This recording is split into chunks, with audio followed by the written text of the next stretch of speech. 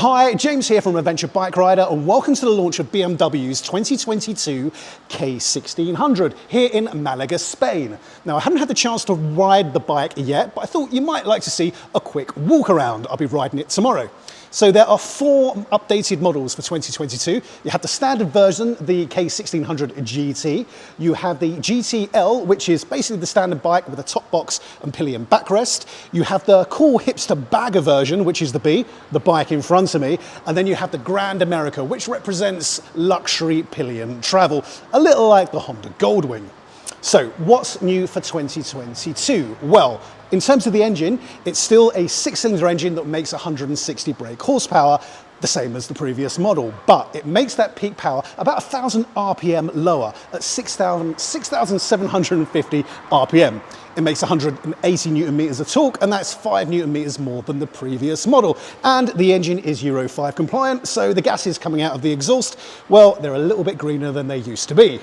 Elsewhere for 2022, we have electronic suspension, which means it automatically adjusts to the terrain and also the position of the pillion and the rider. So clever stuff. And it means you won't have to faff around, I don't know, playing around with rebound or compression if you're carrying luggage or a pillion passenger.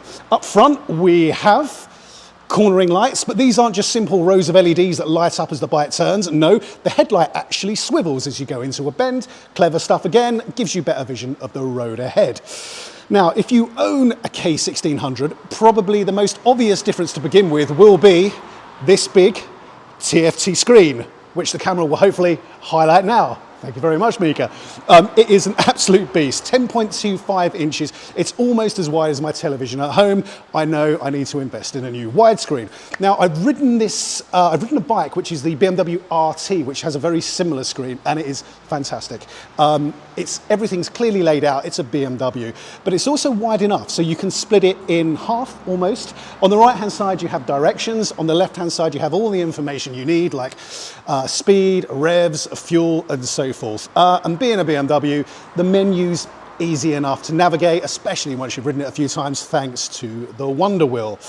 Now, that's probably it for this walk around, other than to say the bike unfortunately isn't turned on at the moment, but underneath you have under-bike lighting. Is it a bit of a gimmick?